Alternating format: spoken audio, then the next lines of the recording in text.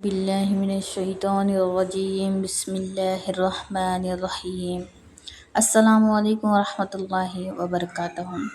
جیسے کہ ہم نے لاسٹ ویڈیو میں قرآن کو کیسے پڑھنا شروع کریں اور اس کی کیا کیا عظمتیں ہیں، یہ جو ہے چھوٹی سی تفصیل میں ہم نے بیان کیا تھا،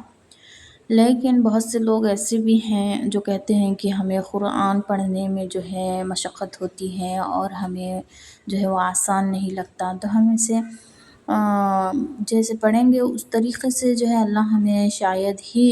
وہ اجر و ثواب دے گا۔ نہیں، اللہ کے خزانوں میں تو کوئی کمی نہیں ہے میری بہنوں اور میرے بھائیوں اور جو بھی مجھے سن رہے ہیں، اللہ کے خزانوں میں کوئی کمی نہیں ہے۔ شاید ہی ہمارے مانگنے میں کمی ہو سکتی ہے، کیونکہ ہم تو انسان ہیں اور انسان کی عقل صرف دنیا تک ہی محدود ہے، اس سے آگے تو اللہ بے نیاز نوازتا ہے۔ اسی لیے ہمارے جو ہے صحابہ اکرام ہیں، جو ہے ہمارے نبی صلی اللہ علیہ وسلم ہے، ہر مثال دے دے کر جو ہے بیان کرتے ہیں کہ ہر انسان کا جو بھی مشکل ہوگا، جو بھی مسئلہ ہوگا، وہ ہے نا اللہ تعالیٰ کے یہاں بہت ہی کم تر مانا جائے گا، کیونکہ ہر مشکل کے بعد آسانی ہے، یہ اللہ کا وعدہ ہے، اور ہر مشکل کا اللہ تعالیٰ نے حل بھی پہلے سے ہی اس دنیا میں کر رکھا ہوا ہے۔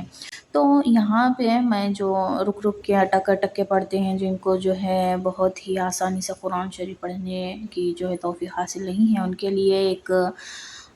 حضرت عائشہ رضی اللہ عنہا کی جو ہے حدیث نبوی میں سنانا چاہوں گی۔ رسول صلی اللہ علیہ وسلم نے ارشاد فرمایا،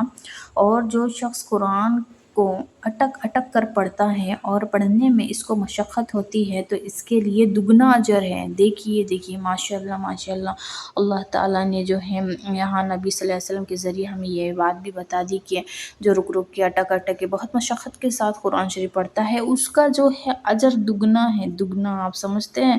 ہم جو ہے دنیاوی کچھ کام کرتے ہیں تو شاید ہم اس میں ماہر نہ ہو تو پھر بھی ہم کو ایک چھوٹی موٹی جو ہے عزت مل جاتی ہے، لیکن اللہ کے یہاں ہمیں دگنی عزت ملتی ہے، دگنا اجر ملتا ہے، دگنا ثواب ملتا ہے۔ ماشاءاللہ، کتنی اچھی بات ہے۔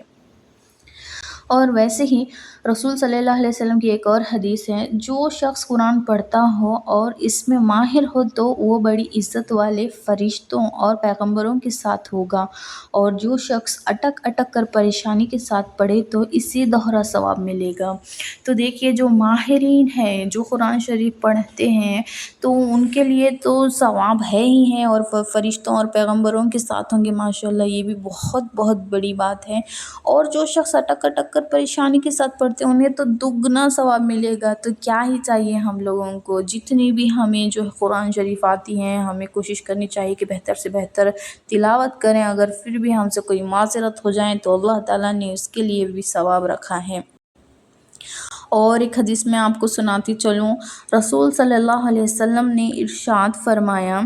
جس گھر میں قرآن شریف پڑھا جاتا ہے وہ آسمان والوں کو ایسا دکھائی دیتا ہے جیسے کہ زمین والوں کو ستارے دکھائی دیتے ہیں۔ ماشاءاللہ ماشاءاللہ، جب ہم زمین پہ ہوتے ہیں تو ہمیں آسمان کے ستارے کتنے چمکدار اور روشن دکھائی دیتے ہیں، اسی طریقے سے جو ہے آپ صلی اللہ علیہ وسلم نے فرمایا، جس گھر میں قرآن شریف پڑھا جاتا ہے آسمان والوں کو گھر ایسا دکھائی دیتا ہے جیسے کہ ستارے دکھائی دیتے ہیں۔ اس سے بہترین بات کیا ہو سکتی ہے کہ ہم جو ہے فرشتوں کے لیے ایک ستارے مانند دکھائی دے۔ ماشاءاللہ۔ اور ایسے ہی میں آپ کو اور ایک حدیث سناتی چلوں، اللہ تعالیٰ کے لیے بعض لوگ ایسے ہیں جیسے کسی گھر کے لیے خاص لوگ ہوتے ہیں۔ صحابہ نے عرض کیا، وہ کون لوگ ہیں؟ ارشاد فرمایا، قرآن مجید والے، کہ وہ اللہ والے ہیں اور اس کے خاص لوگ ہیں۔ ماشاءاللہ، مطلب کہ ہم اللہ کے گھر کے خاص لوگ ہیں کیونکہ ہم قرآن شریف پڑھتے ہیں، اس سے اچھی بات اور کیا ہی ہو سکتی ہے۔ اور میں آپ کو بتاتی چلوں، یہ صرف ہے نا حدیثیں سنا رہی ہوں میں آپ کو، لیکن حدیث تو فائدہ ہی فائدہ دیتی ہیں، لیکن ہم کو جو ہے دگنا فائدہ اس بات کا ہے کہ جو شخص ہر نماز کے بعد قرآن کی تلاوت کرتا ہے، اس کو دنیا دنیاوی فائدے بھی بہت سارے ملتے ہیں اور آخرت میں بھی بہت سارا اجر و ثواب ملتا ہے۔ اور اس سے پہلا فائدہ یہ ہے کہ آسمان سے خیر و برکت نازل ہوتی ہے، اور دوسرا فائدہ یہ ہے کہ جان نکلنے کے لمحات میں عذاب سے محفوظ رہتا ہے، اور تیسرا فائدہ یہ ہے کہ عذاب قبر سے نجات پاتا ہے، اور چوتھا فائدہ یہ ہے کہ جن کاموں سے دوسرے لوگ ڈرتے ہیں قرآن شریف پڑھنے والا نہیں ڈرتا، ماشاءاللہ۔ اور پانچواں فائدہ یہ ہے کہ جب دوسرے لوگ پریشان ہوں گے تو وہ پرسکون ہوگا، اور اس بھاگ دوڑ والی دنیا میں ہمیں چاہیے ہی کیا، ہم تو پرسکون زندگی چاہتے ہیں جو ہمیں سکون دے، اطمینان دے۔ تو اللہ تعالیٰ سے دعا ہے کہ ہمیں قرآن شریف پڑھنے والا بنائے، خیر و عافیت کے ساتھ رکھے، اور